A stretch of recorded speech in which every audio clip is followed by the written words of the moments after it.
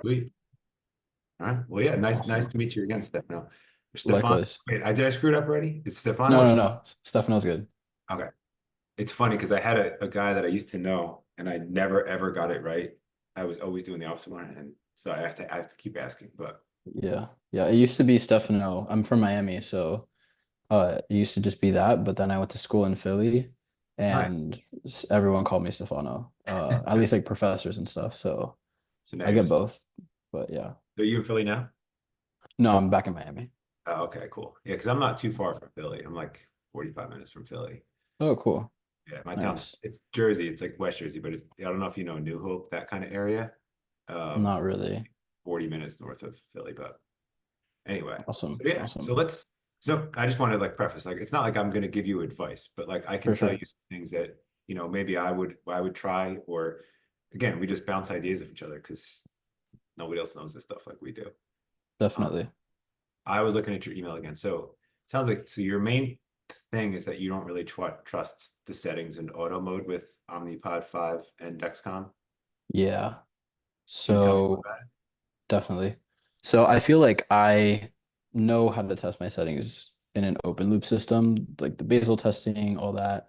I feel like when you're in auto mode, that throws so many different variables that I just don't even know how to evaluate if my settings are right. Also, like the settings, even if I were to go into open loop and test things and then go into auto mode, like I feel like the open loop settings don't work as well in auto mode. So kind of curious on your end, like Yeah. how do you evaluate that? Well, I mean, also, I mean, you said you're doing great though. You're mostly 90% in range, but then there's days that like you're just way out of range. I would say like time periods where I'm 90% in range. Right now, I'm in a period where I feel like when there's any kind of change in my routine, I have trouble changing my settings and things like that. I'm in making sure like right now I'm in a period where I had to change in a routine and I know my settings are off. I have like 50% time in range, is like my average per day right now. And I just don't even know how do I evaluate if these are right, you know? Well, when you say you're at 50%, you tend to run higher because you said you have a little bit of a fear of lows. Yeah, I would say I have a major fear of lows. I Yeah. would say like my average right now on glucose is like 176. Okay. So you're 50% in range. It's the other 50%, you're what, High, high. Yeah. 150? How high do you get to typically? I would say like once a day I pass the 250s, Okay. and then come back down. But I would say, yeah, I would say 50% I'm over like 180. And you said you talked to like your doctors and endo and stuff about this, right? Like, did you try to brainstorm with them? Like, what did they say? Yeah, so I've spoken with a couple different people. I've actually like worked with a decent amount. Uh, they're still pretty in the like basal testing and just going out of open loop because Omnipod is so different from other pumps. Like I used to be on the T Slim with Control IQ, and that was fine because it's not as much of an automated system as I feel the Omnipod 5 is. Whereas here with Omnipod, I feel like people that are in the medical field like don't have a Yeah. full grasp on it as well. So yeah. Because my understanding, at least T-Slim, I've always heard that like the algorithm is stronger. So like if you were running high, it would correct you quicker than the Omnipod 5 would. Yeah. Yeah, that and also since it's not creating the basal for you, like you won't I feel like when things are wrong with the Omnipod, like it's wrong, you know, because everything is messed up. Whereas I could pull back on my boluses with the T-Slim, but the basal would stay the same, so it wouldn't be that off. Okay, so let's think here. So I'm trying to like, because there's a couple different things. Like you're running high, but you're also trying to mess around with settings. You said your routine changed, and you're also like, do you generally tend to be less aggressive because of the fear of lows? I would say so. It comes and goes, and I'm in a period of like change in my life where I feel the fear of loss has come back Yeah. pretty strong. Um, my main thing is no matter what, even in times where I've had 90% time in range, like it feels like a fluke that I got it right. I just got lucky that my settings were Gotcha. working, but I just don't know if like I feel like people are like, okay, yeah, my ratio is this, and this is my correction factor. I'm like, I have no idea Yeah. what they are. I have a number in the pump, but I don't feel like that number is right Totally. per se. A lot of this for me like relates to like routine. So like for example, I'm very analytical in how I like look at what happened. Yeah. But to be honest, like with my settings, I'm very not analytical. For example, like I don't really count carbs. I estimate. Like I went to Chipotle today and I had a big burrito and I just estimated 80 carbs. And that for me was 5 units. And the reason I say that is because I think generally I toggle like the highs or the lows with either movement or with like a glucose tablet or two. Mhm. And the to me it works better like that because I don't the way that I've seen the Omnipod 5 is like the algorithm isn't that strong to like fix me when I'm out of range. Like if I'm at 200, I'm not giving myself huge corrections. I'm gonna go for a walk or do some exercise because I personally don't like taking huge corrections because then I got that floating around in me. And it feels like every time you go high and you take a big correction, suddenly you're 20 points lower and you're like, oh shit, like now I'm gonna go Yeah. up. Yeah, yeah, So yeah. I use my activity a lot to make my life smoother. So I guess my question is when you look at your day, like are you relying on the insulin doses that you get to like manipulate your blood sugar, like uh breakfast, lunch, dinner, whatever meals that you have, or even just like stress or anything? Like are you relying specifically on Omnipod or are you also like incorporating pieces of activity or whatever in your day to help? Yeah. Definitely if it's in the afternoon, a weekend, and it's one of those like more stubborn highs, my favorite thing too is to go for a walk, I would say, just because I don't want to put more insulin because I feel like a walk is very predictable, you know, when I stop, my glucose is gonna stop dropping. Whereas insulin for me, I know it's not in reality, but to me it feels just like unpredictable, Yeah, like yeah. monster.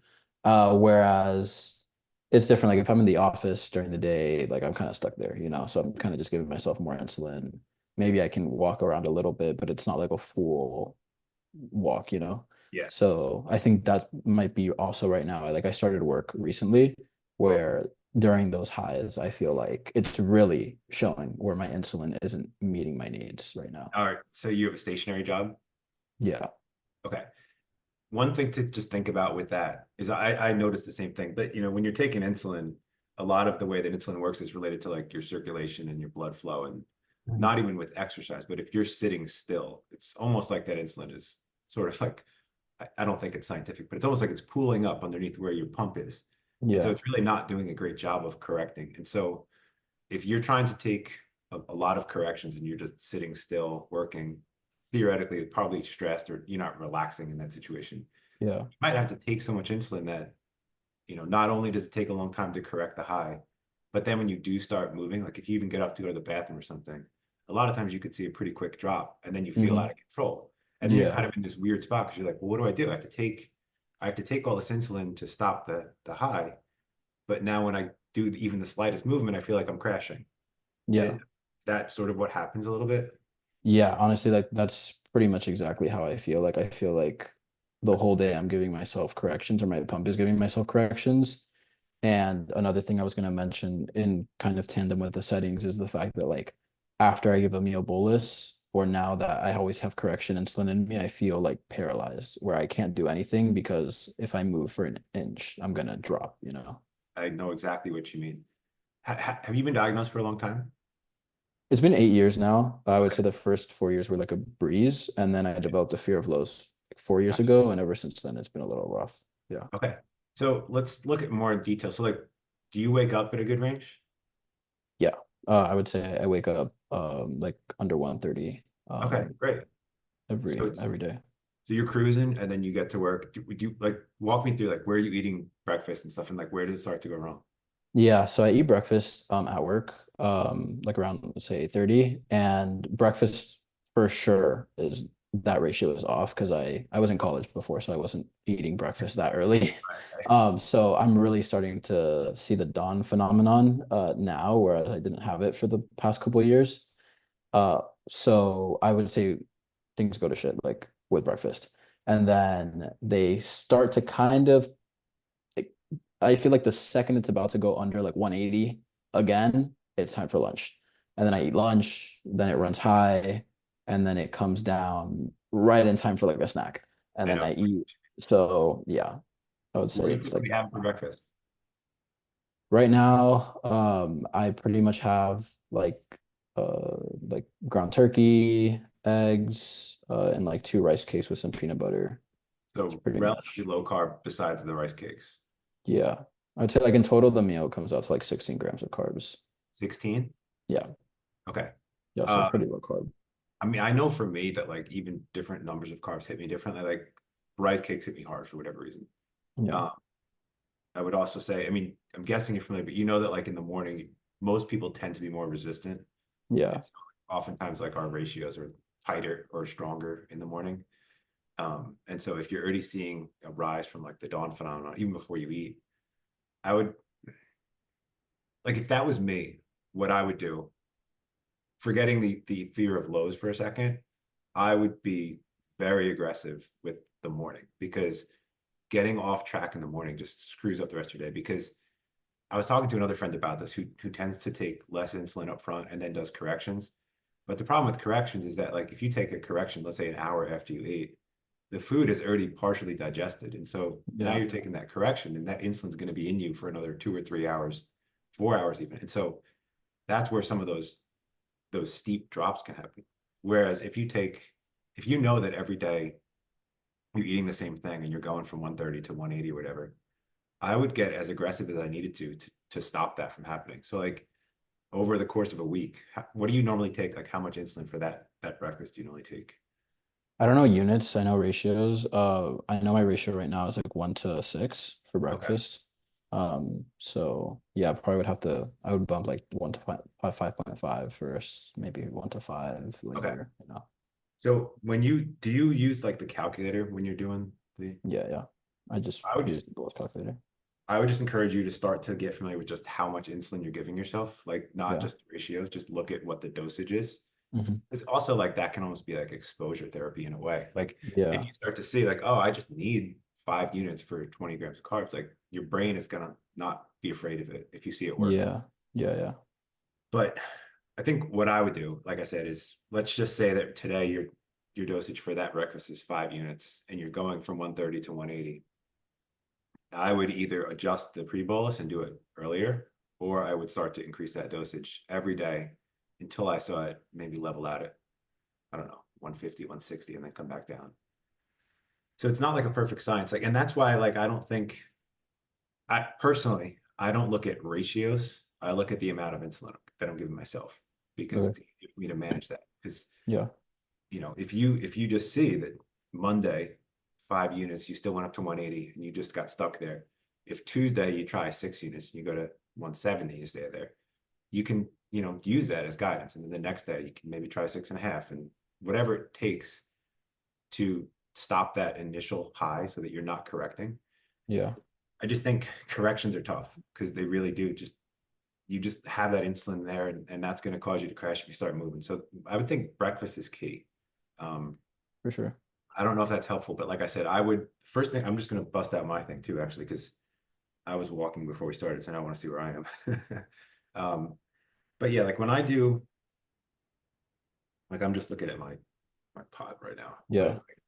if I generally have like 60 grams of carbs for breakfast, and I just put it in there, and I I look at the total bolus, and I kind of know at this point like that's not enough or that's too much, but I always look at that bottom field. Hmm. So I don't honestly, I couldn't even tell you what my ratios are right now. I look at, but I know the number of insulin or the amount of insulin I need for every meal very well. Okay. So that might be just if you've looked at the ratios and that's been tough, like Yeah. maybe try just getting familiar with how much you're giving yourself as a start.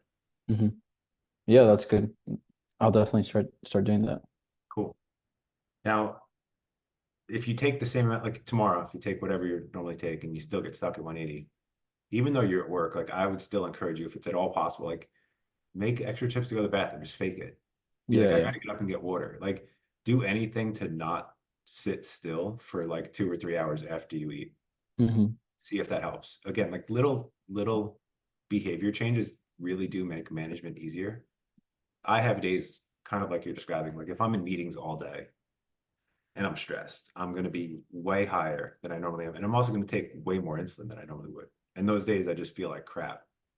And so stupid little things, getting up and filling my water bottle, or like I said, going to the bathroom, or if I have the chance to go out, take a walk. But I know that's not always practical, but anytime you can, you're gonna, I think the recurring theme is like minimize corrections if you can.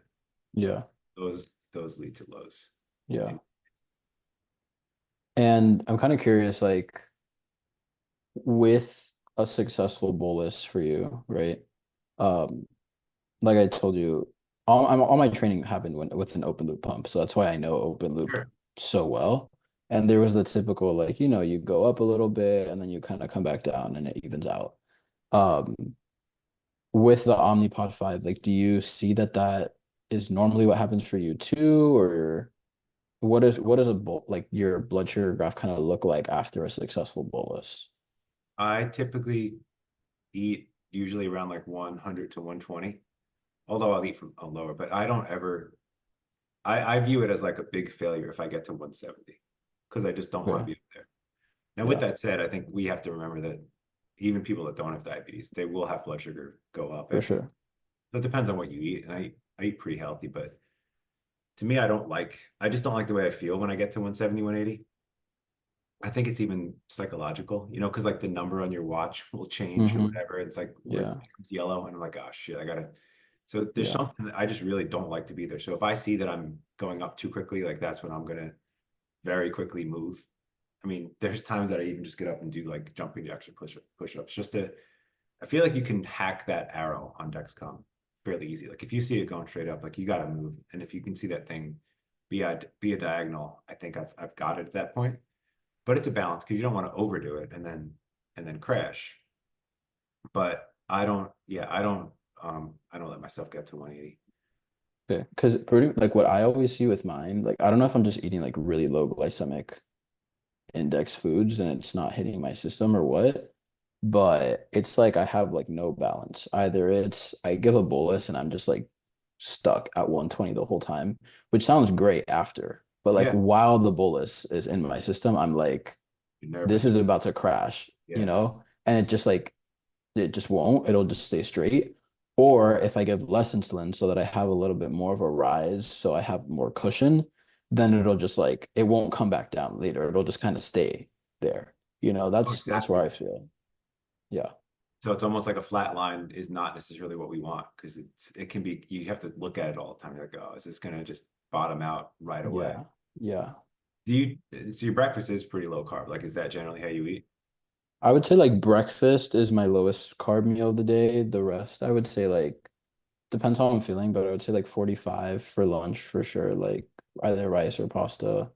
And then for dinner, if I'm feeling a little more anxious, I might go lower carb again, but if not, I would say like 45 again. Is the anxious because you want to go to sleep with like no insulin in your system? I would say I would go to sleep with no insulin in my system.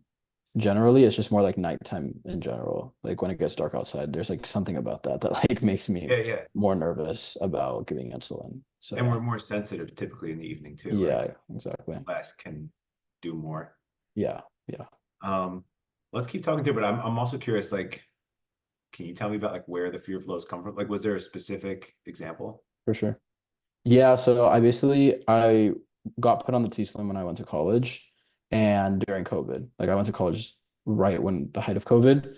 So when I went on the T-Slim, there was very little education around it. It kind of was just like, this is a magical closed loop pump and it's going to solve all your problems. That's how it was marketed. And for the first couple months of using it, it was fine because I was just at home all the time. And then I went to college and I went from driving everywhere in Miami to now having to walk everywhere in Philly. And I was just absolutely tanking. The first couple of days I was there, nothing I would do would keep me up. And I ended up I didn't realize what I was doing, but what I was doing was before I would go on a walk, I would eat a couple glucose tablets, which would like spike me. And normally, if I didn't have a closed loop, it would kind of spike me, level off, and then you would see a gradual decline as I walk. But with this, the T-stim would see the rise. T-stim's a lot more aggressive. It would give me a correction, and I would keep bottoming out no matter Yeah. what.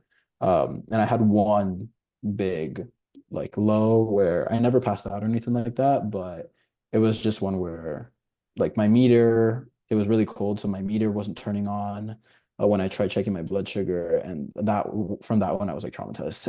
Yeah, no, I So get it. yeah. That's really scary. And are you typically like, does anybody or follow you on Dexcom or anything? Yeah, my parents follow me on Dexcom. I don't know. Like it doesn't really mean much to me for them to follow me. Like, Yeah, yeah, if I pass out, they'll call 911. But like my fear is like not passing out from a low. It's like going low, I get you. It's like That's where I'm at right now.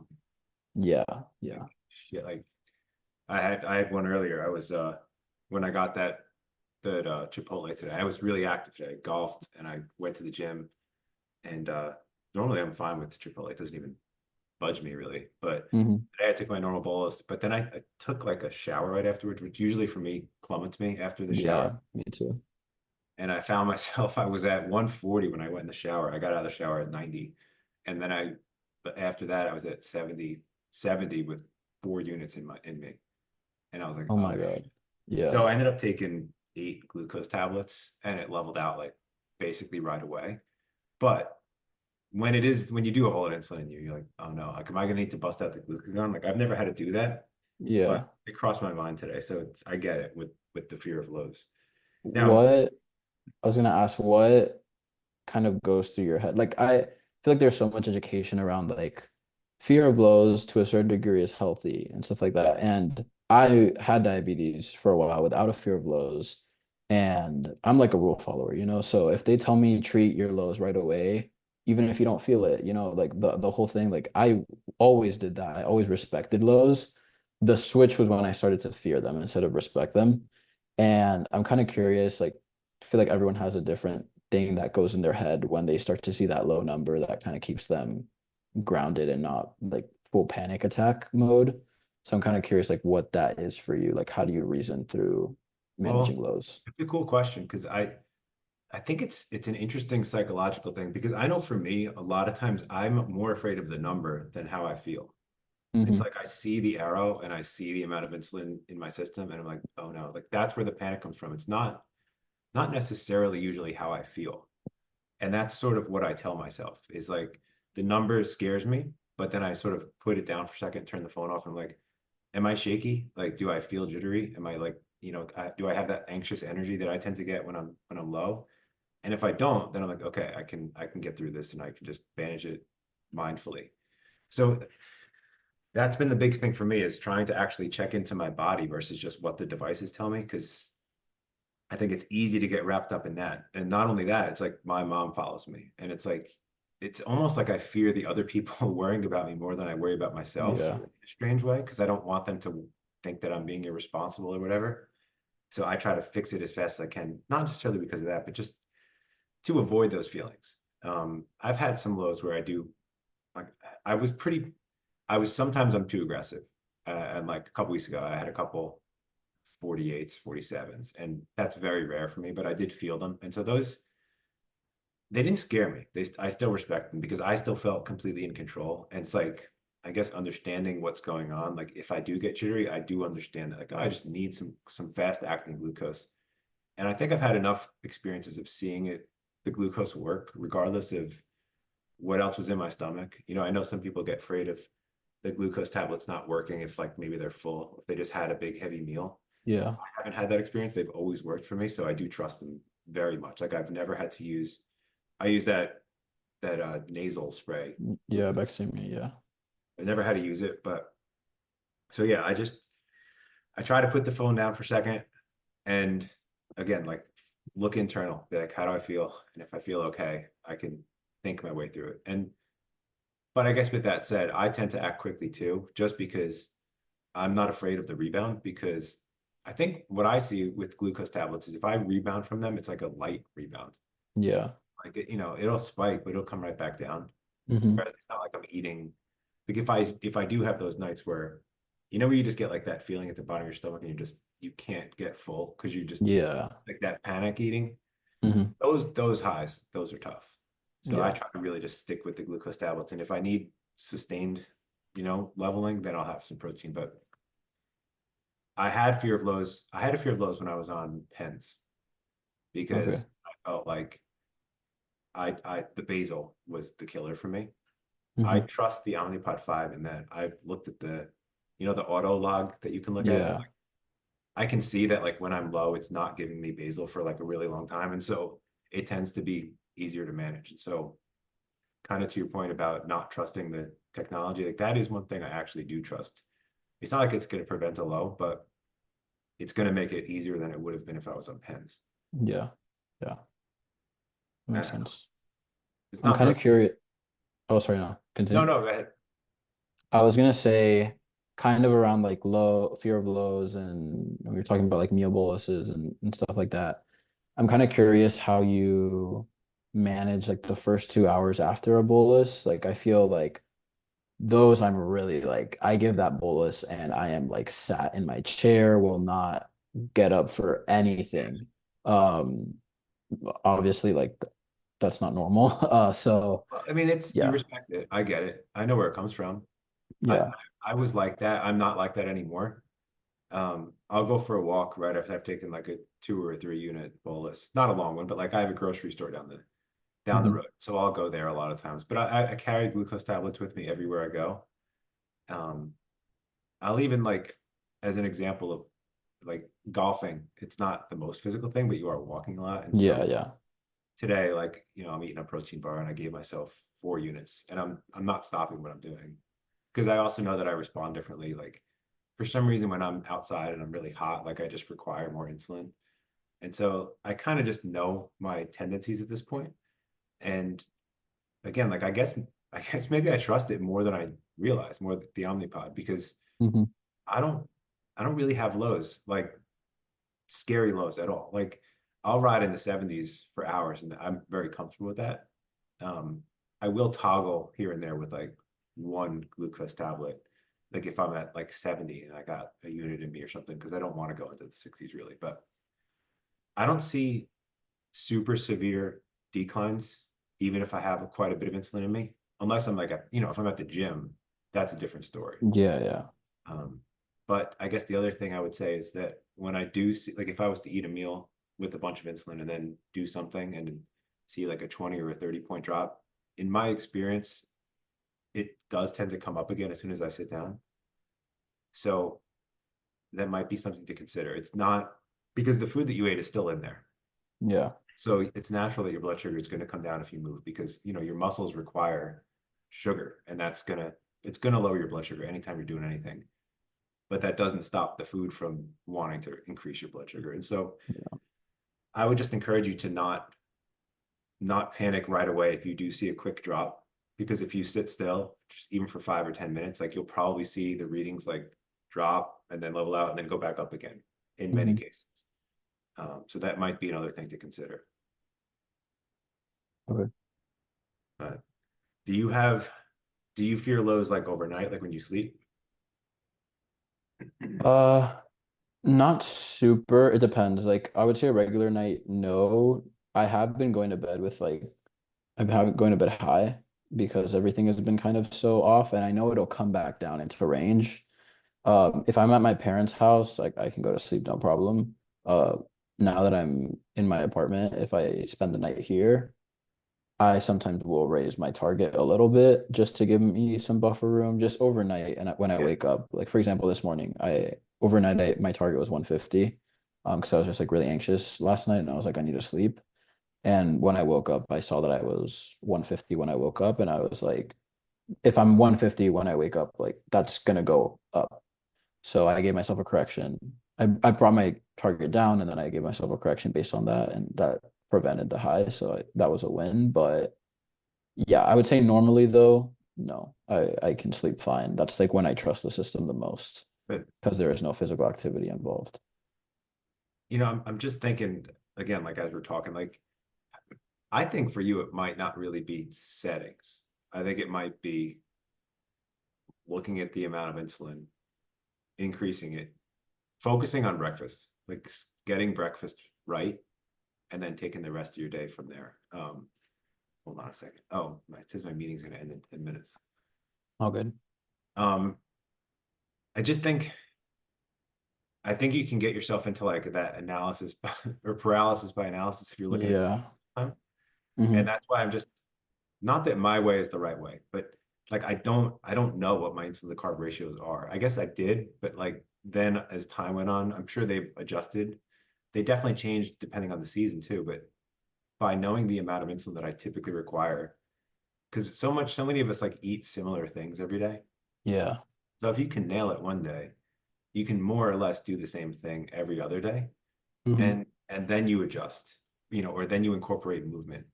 But then you're not like, it's a lot of mental burden to always be like, oh crap, are my settings right? Or how Hmm. can I trust this thing? And if you sort of become the driver by just, again, I put in the amount of carbs that I'm going to eat. I click on the use sensor data, and then if I'm happy with that number, I'll just do it. But if I know that it's too much or too little, I'll adjust it. Because the other thing with the calculator is if you prepare breakfast and you give yourself the bolus as you're trending down, it's going to give you a really weak bolus. Yeah, And yeah, you might logically, if you are looking at the amount of insulin, you might say like that's not nearly enough. yeah, But the system is trying to be safe. And so I override a lot because again, like I know how much I typically need. And that can prevent me from getting up in those high places as well. Um, but there's so many things to like, it's like my head is spinning because there's so much interesting stuff to talk about with you. yeah. Are you going to have the same breakfast tomorrow? Yeah, I have the same breakfast every day. Like I pretty much eat the same 3 meals every Okay, day. cool. Like, yeah. Is there any way that you can just allocate yourself? Like, if you're not going to change the amount of insulin tomorrow, is there any way that you can give yourself 5 minutes to like move after you eat? Yeah, for sure. I can go on a little walk Do you think that briefly. like you would maybe want to do just as an experiment to see if you can nail breakfast and get back into a good range quickly? Yeah, I feel like I can nail breakfast within this week. Like do gradual changes, nothing crazy. Because then I feel like it works one day, but then the other days like it feels too much, and then I freak out. But if I do like small gradual changes, like 0.25 more every day until I get to the point, Yeah. I think so for sure. Or a little bit of even if you don't want it, Or movement too, you don't yeah. need to. I tend to like doing less insulin and more movement because Yeah. like you, I don't like that insulin floating around in me for an unknown period of time. It's nicer to Yeah. just control the variables. But I think if you can like whittle it down and focus on breakfast and get that good without worrying about a low, because that's the other cool thing is it's much less likely to go low in the morning because you are Yeah. Hmm. tenters. And so if you get a little aggressive or if you move a little too much, I would guess that it's unlikely that you're going to have a bad low or anything like that. Like you might come down faster than you used to, but that might be a good thing. Yeah. Now, and if you come down, if you get breakfast into a good place after an hour or two, you're not going to be taking corrections. You're going to go into lunch with a much more like balanced sort of baseline. Hmm. And then it's not as complicated either because you're not maybe taking less insulin because you've got some insulin from the correction already. You're just going to probably have like 0 units on board, and now you can focus on lunch. And then if you get Yeah. that straight away, it doesn't feel good to ride high all day. Like, you're going to start to feel better if you start to get into a good range. Do you bring like glucose tablets to work and all that kind of stuff? Yeah. Yeah. I have so much sugar on me at all Good. times. Yeah. I can't tell you how many times I've done laundry with like those glucose tablets in my pocket, and then the thing Hmm. melted in there. Yeah, Um, me too. so yeah, so we can certainly talk again. I would love to, but I think my first thing I would say to you is like I said, try not to stress too much about your settings because the system is weird and people really don't know the algorithms. And I don't personally think it's nearly strong enough anyway. Like I don't think I would have a very good day if I just sat still and used my ratios. Hmm. So try to get familiar with how much units you're giving yourself for each meal or even what you typically need for a correction. If you are at 180, I think rather than just knowing your ratio, look at the number, look at how much units it's giving you. If it's giving you 2 units to get back to whatever your target is, like it's good to know.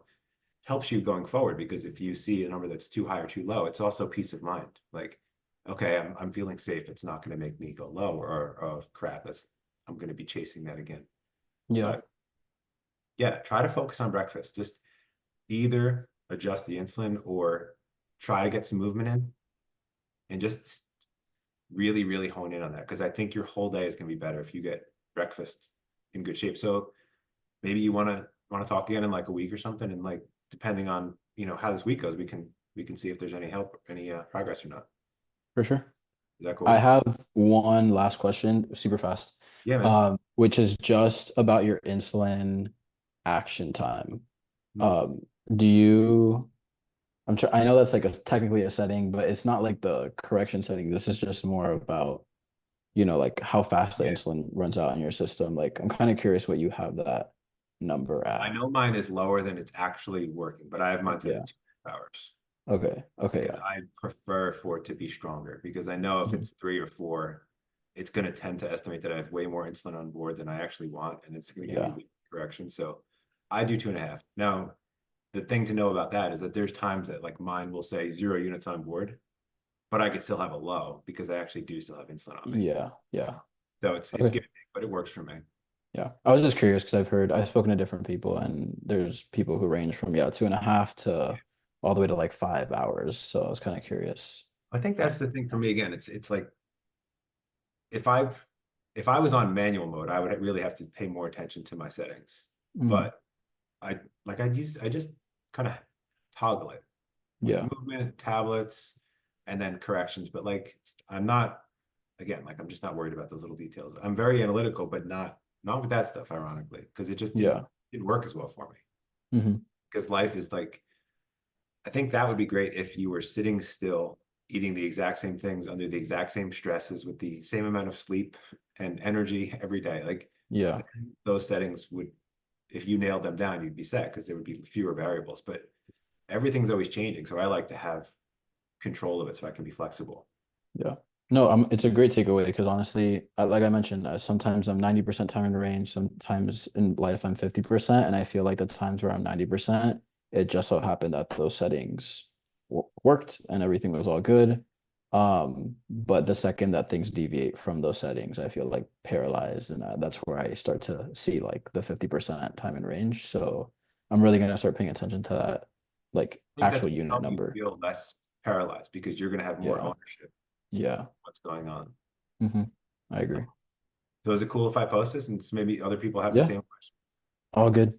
This is very, very helpful, and Yeah. a new take that I hadn't heard from anyone else before. So I It was appreciate really it. nice talking to you. I totally understand a lot of the stuff that you're struggling with because I was dealing with the same things and I might in 2 seconds. You never know. If I, but I Yeah, love yeah. talking to you. Let's do it again sometime if you'd like to. Likewise, for All right. sure. Thanks a Enjoy lot. your evening. Thank you. You too. Bye.